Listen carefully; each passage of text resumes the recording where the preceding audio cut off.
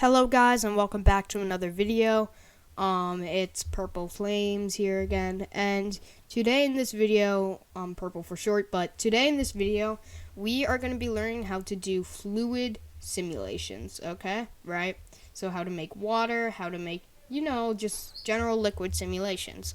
But when I was first learned this, I noticed a lot of the tutorials were way over complex than they really needed to be. So I'm going to try and make this tutorial as easy as can be for understanding, for like beginners and stuff. So yeah, let's get right into it. Okay, so I'm here in Blender, right?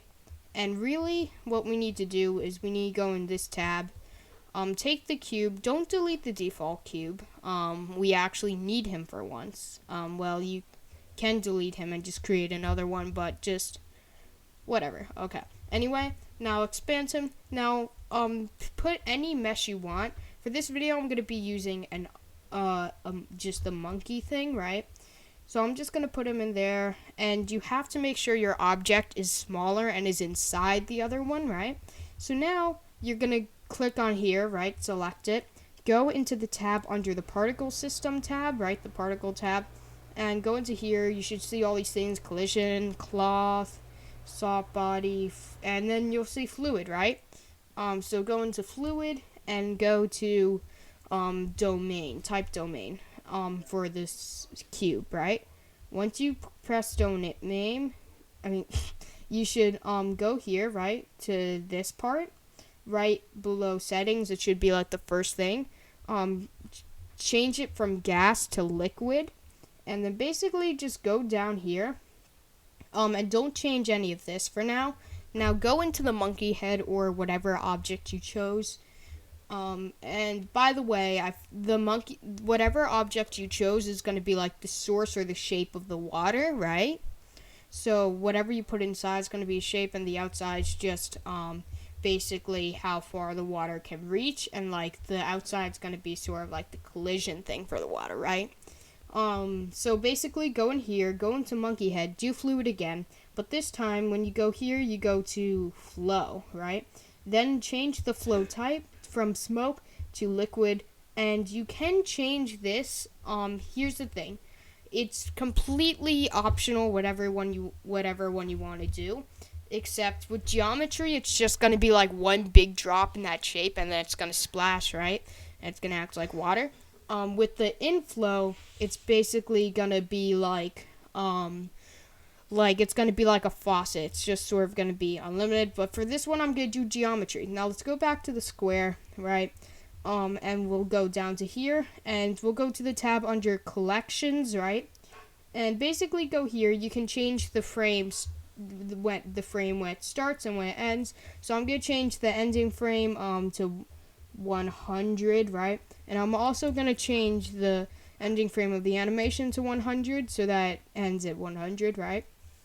And basically now you are going to go to type, right here. And okay, so you can experiment. I haven't really experimented with any of these others, right? And you can experiment with that. They all have different ways of processing it, but generally, this the replay, I believe, automatically does it as you go along with the animation. As you play it, it does it. Personally, I usually prefer the all one, because the all basically just bakes everything in one thing, right? And then it's boom, it's done. So you can bake this, but there's a couple things. The first thing is that there's border collisions. You can change these. So this is what these do. All of these are checked, so it just has collision when the water hits them, right? It's like the sides of this square or rectangle. But when, like, let's say I uncheck the bottom, now the bottom has no collision. So basically, whenever the water went and touched the bottom, that water would just instantly disappear. That, I believe that's what it does, right? And for this tutorial, and same thing with all these, it's just that they're on different sides. But for this tutorial, we're just gonna leave all those checked. You can uncheck them if you want, but I'm gonna leave them all unchecked. So anyway, go back down here, and there is the mesh, right? So you want to check this mesh thing right here. You don't necessarily need to change any of this. This is more of like a couple of settings in the mesh. But what the mesh does is it basically actually has like a layer over the water particles. So it's actually like not just a particle system, and it actually is sort of like a mesh that you can see. So if you want to see it in your final animation, you pretty much have to do mesh. Otherwise, it won't work, right? So do mesh, and then do mesh, and then go to bake all, right? So now we're just gonna wait a bit, right? And we'll wait. Yeah. Okay, so just wait till it goes to 100. It should render reasonably fast. The rendering depends on your computer performance, though.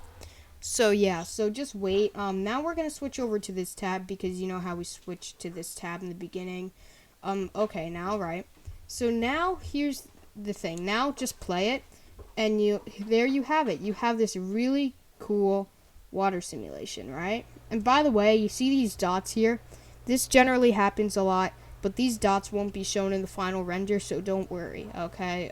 Those are just like something that you're gonna see, right? So it acts like water, right? It goes around, but then there is one problem. So if you want the monkey head to stay there and still be an object even after water goes out, then fine. But if you want the monkey head to be like gone once it goes down, then probably what I do is I usually go to the monkey head. This is extra things. You don't have to listen to this, but if you don't want the monkey head to be there, or like whatever object you have not to be there, so just go into like the shading tab, go here real fast, and just make it transparent. So do Shift A, go into Mix Shader, then do Shift A again, right, and go into Transparent, and then basically BSDF, right? And then basically just connect that. Now go into here, the texture tab, and go to the top one, and press on it, right? Anyway, just wait for that. Now press on it, and go alpha blend, right? You can do alpha clip, but alpha blend usually tends to show your results faster. Now go here and just go to alpha, and now look, it's pretty much invisible. But so now if you play it again, now look, even though it's there, it's pretty much invisible, and you can make it so it has no collision. Okay, now here is the other thing. Okay, so now that you have this, there is one other thing you can do. Let's say you want an object to like have collision with the water. Let's say I go like here, right? And I want this to have collision with the water, right? I can go into here, fluid, and I can do type effector, go here, and just keep it on collision. And if you go to this box, you're gonna have to do it though. So look, if you go like here, and go to this box, go here, and basically bake it free all, right? And then just bake it all over again, and wait for that to hit 100, and then yeah, it's, as I said before, this should the process will change the speed depending on your computer's performance. Sometimes it can take really fast, sometimes it'll take really slow if you have a bad computer. But anyway, now it's done. So we'll go back to this tab, and now look, now the object is here. I'm gonna change the color of the object, however, right, to just make it so that you can see it coming off. Look, now it goes over the object, and it actually, as you can see, some water drops even stay on the object, right?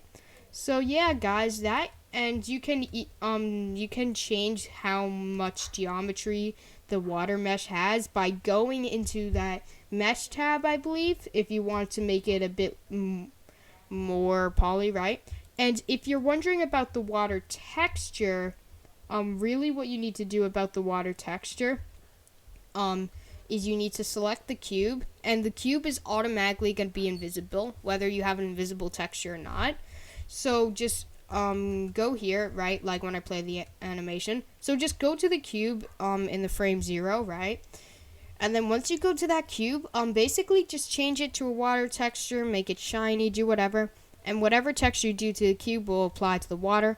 So like, look, let me change the cube texture. Let's say I change it to like just I'm not gonna do any advanced water texturing now. I'm just gonna do like a simple blue, and then look, now your water is blue. You can do more advanced texturing, and I may do more tutorials on how to do like advanced textures, or all you need to know.